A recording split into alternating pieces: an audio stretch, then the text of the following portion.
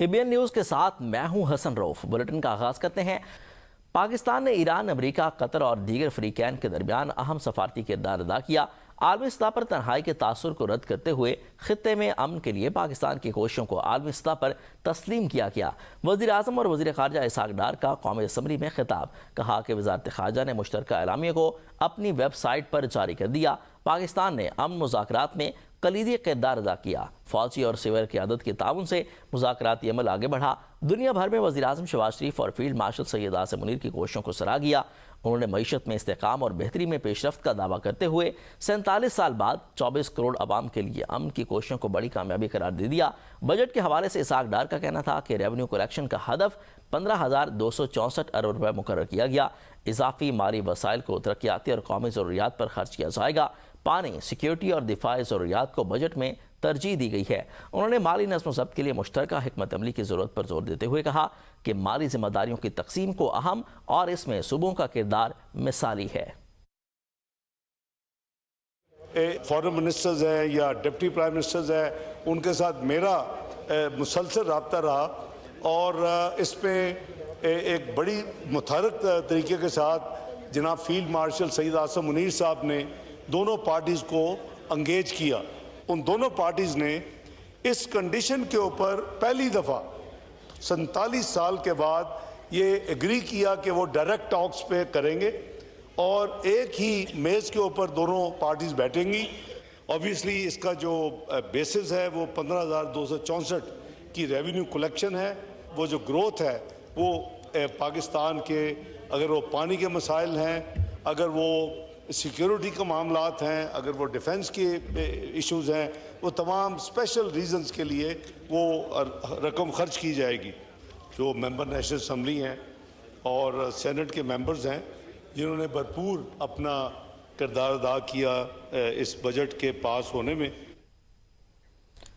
ترجمان سندھ حکومت گنہور خان اسرار نے امیر جماعت اسلامی کراچی مونی مظفر کے بیان پر رد عمل دیتے ہوئے کہا کہ جماعت اسلامی کا اصل مسئلہ کراچی کے مسائل نہیں بلکہ پیپلز پارٹی کی عوامی مقبولیت ہے۔ انہوں نے کہا کہ جماعت اسلامی کی سیاست الزامات اور عوام کو گمراہ کرنے تک محدود ہو چکی ہے۔ جماعت اسلامی کو شہر کی خدمت کے مواقع ملے مگر وہ نمایاں کارکردگی دکھانے میں ناکام رہی۔ انہوں نے کہا کہ سندھ حکومت کراچی میں ترقیاتی منصوبوں، جدید ٹرانسپورٹ نظام اور عوامی سہولیات کی فراہمی پر مسلسل کام کر رہی ہے۔ ترجمان سندھ حکومت نے مزید کہا کہ عوام اب کھوکھلے نعروں کے بجائے کارکردگی کی بنیاد پر فیصلے کرتے ہیں اور پیپلز پارٹی کی سیاست خدمت، ترقی اور عوامی فلاح پر مبنی ہے۔ انہوں نے الزام عائد کیا کہ جماعت اسلامی اور اس کے رہنماؤں کی سیاست کا محور صرف پریس کانفرنسز اور الزامات تراشی رہ گیا ہے۔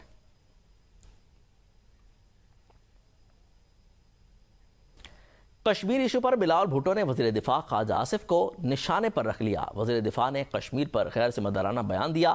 وزیر دفاع معافی مانگنے کو بھی تیار نہیں۔ ہم ایسے وزیر کے ساتھ کیوں بیٹھیں؟ معاملہ حل کرنے کے بجائے وزیر کے بیانات نے مزید آگ بھڑکائی۔ بلاول بھٹو نے کہا کہ ایک وزیر کچھ کہتا ہے اور دوسرا کچھ اور۔ وزراء وزیر اعظم کے لیے مسائل پیدا کر رہے ہیں۔ وزیر اعظم اپنے وزیروں کو کنٹرول کریں۔ بلاول بھٹو کا قومی اسمبلی میں خطاب مذاکرات اور مکالمے کو ترجیح دینے کی ضرورت ہے۔ عوامی مسائل کو سیاسی پوائنٹ سکورنگ کے لیے استعمال نہ کیا جائے۔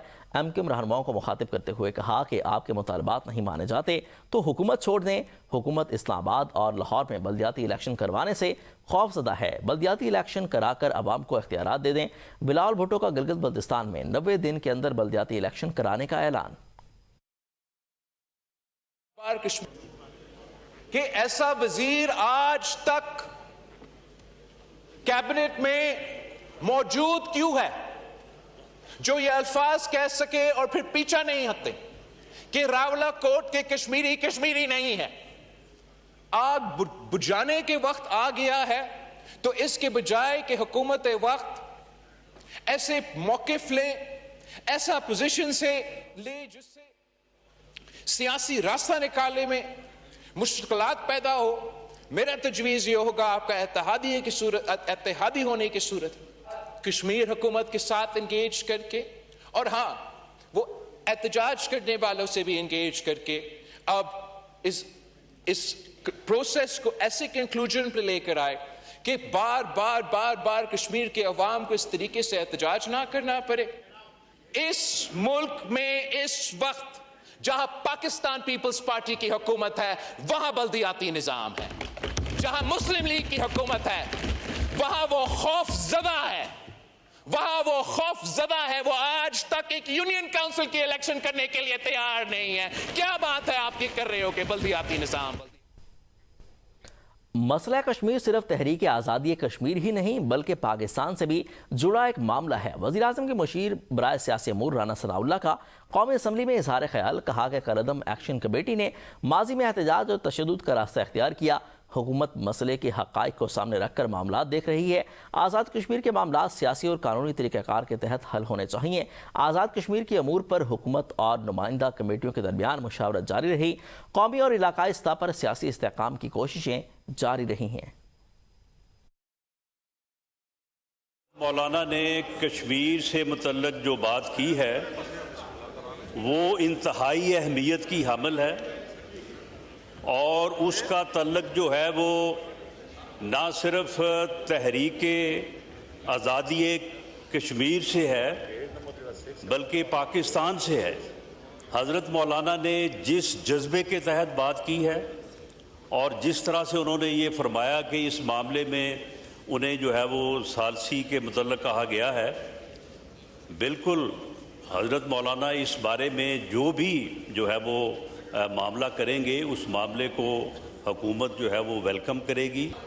एक्शन कमेटी ने जब वहाँ पे जो है वो इसी तरह से गिराओ जलाओ और तशद्दुद का रास्ता अपनाया, उस वक़्त एक्शन कमेटी के दो मेन मुतालबात थे। कौमी असम्बली के इजलास में इजहार ख्याल करते हुए मौलाना फजल रहमान ने कहा कि कश्मीर की जॉइंट एक्शन कमेटी ने उन्हें सालसी के लिए ख़त लिखा है और कश्मीरियों के मुतालबात में कोई नामुनासिब बात नहीं है। जब लड़ाई वाला काम हो तो ख्वाजा आसिफ के सबूत कर दिया जाता है और जब बगावत करनी हो तो मामला इसहाक डार के हवाले होता है। उन्होंने कहा कि कश्मीर एक्शन कमेटी ने लॉन्ग मार्च रोक कर अच्छा इकदाम उठाया है। अब अगर हुकूमती मुस्तरद पेशरफ्त करे तो ये मसला फौरी तौर पर हल हो सकता है। हुदूद से आगे जाकर हुई हैं, जबकि ये वक्त बड़े तहम्मुल का है, बड़ी संजीदगी का है, बर्दाश्त का है।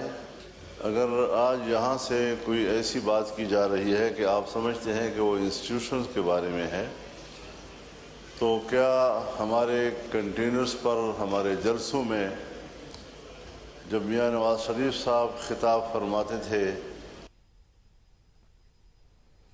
मेरा मौलाना साहब से इंतहाई एहतराम का रिश्ता है। मौलाना साहब से जो तन्हाई में बातें हुई हैं वो कब्र तक साथ जाएंगी। वज़ीर-ए-आज़म शहबाज शरीफ और मौलाना फजल रहमान के दरमियान मुकालमे पर कौमी असम्बली में कह के गूंज उठे। मौलाना फजल रहमान ने वज़ीर-ए-आज़म को जवाब देते हुए कहा कि मैं वज़ीर-ए-आज़म को ऑफ़र करता हूँ कि जो बातें तन्हाई में हुई हैं वो यहाँ बता दें। शहबाज शरीफ ने जवाब दिया कि मौलाना साहब की ऑफ़र का एहतराम करता हूँ, लेकिन इसलिए कुछ नहीं कहूँगा कि फिर बातें बहुत दूर तक चली जाएंगी। मौलाना साहब से जिस तरह मैंने कहा कि इंतहाई एहतराम का रिश्ता है और मैं इनके यहाँ अक्सर इनकी कदम बोसी के लिए जाता हूँ, तो तखलिए में बातें जो मेरी और मौलाना साहब से हुई हैं वो क़यामत तक वो कब्र में मेरे साथ जाएंगी। मैं कभी बात नहीं। जनाब स्पीकर, प्राइम मिनिस्टर साहब ने जिस मोहब्बत का इजहार किया है, मैं इस मोहब्बत को वेलकम कहता हूँ और उन्होंने मुझसे अगर कोई तन्हाई में वैसी बात की है, मैं उनको इजाज़त देता हूँ वो ऐवान के सामने खुल कर रहे। मैं जनाब स्पीकर, मैं मौलाना साहब की ये जो फराग दिली की बुनियाद पर ऑफ़र है, मैं इसको इसलिए कबूल नहीं करूँगा कि फिर मामलात इतने दूर चले जाएंगे कि वापस नहीं आएंगे। वज़ीर दिफा ख्वाजा आसिफ ने अपोजिशन को माजी की गलतियां सुधारने और एक नए मिसाक जमहूरियत पर दस्तखत करने की बड़ी पेशकश कर दी। कौमी असम्बली में इज़हार ख्याल करते हुए ख्वाजा आसिफ ने कहा कि 90 की दिहाई से लेकर अब तक हुकूमत और अपोजिशन दोनों से सख्त गलतियां हुई। ख्वाजा आसिफ ने बानी PTI की सियासत पर सख्त तनकीद करते हुए कहा कि सियासी जमातें किसी एक फ़र्द की ख्वाहिश पर नहीं चलती। मुराद सईद जैसे लोग माजी में भी उन्हीं मेज़ों पर दौड़ते रहे हैं। आप गवाह हैं مراد سعید صاحب ان میزوں کے اوپر دوڑتے تھے، ایک بندے کی ومز کے اوپر، ایک بندے کی خواہش کے تابع ہو کر کوئی پارٹی نہیں چل سکتی۔ آئیں ماضی کو وہ بھی کریکٹ کریں، ہم بھی اپنے ماضی کو کریکٹ کرنے، ہم سے بھی غلطیاں ہوئی ہیں، چارٹر آف ڈیموکریسی کو جو ہے وہ سائن کریں۔ Chairman P T I barrister Gohar کا کہنا ہے کہ پی ٹی آئی نے 6 کروڑ میں سے 3 کروڑ ووٹ لیے، کمزور ادارے کبھی مضبوط نظام کی بنیاد نہیں ڈال سکتے۔ ان کی 4 دہائیوں کے ثمرات یہ ہیں کہ آج عوام کے پاس نہ پانی ہے نہ ہی بنیادی ضروریات، چن کر ہمارے بندوں کو یہاں ایوان سے لے گئے۔ بلاول بھٹو کا شکریہ ادا کرتا ہوں کہ اس وقت انہوں نے کردار ادا کیا۔ میں اتنا کہوں گا کہ اگر آپ کو جمہوریت چاہیے تو اس کی اکائی ووٹ ہے۔ گلگت بلتستان میں بلاول بھٹو نے کہا کہ مسلم لیگ نواز کی 3 سیٹیں تھیں، مگر میں ان کی بات کو سیکنڈ کرتا ہوں۔ بلاول بھٹو یہ تو بتائیں کہ ان کی کتنی سیٹیں تھیں؟ ہماری سیٹیں کہا گئیں۔ کشمیر پر ہمارا موقف بہت کلیئر ہے، کشمیر پاکستان کی شہ رگ ہے، وہاں نیشنل ایکشن کمیٹی بنی ہوئی ہے۔ یہ بات تو صحیح ہے کہ 12 سیٹوں کی بات کس نے کی تھی؟ اس ملک کو یکجہتی اور استحکام کی ضرورت ہے۔ سابق وزیراعظم راجہ پرویز اشرف نے کشمیر سے متعلق خواجہ آصف کے حالیہ انٹرویو پر رد عمل دیتے ہوئے کہا کہ اس بیان سے عوام کی شدید دل آزاری ہوئی۔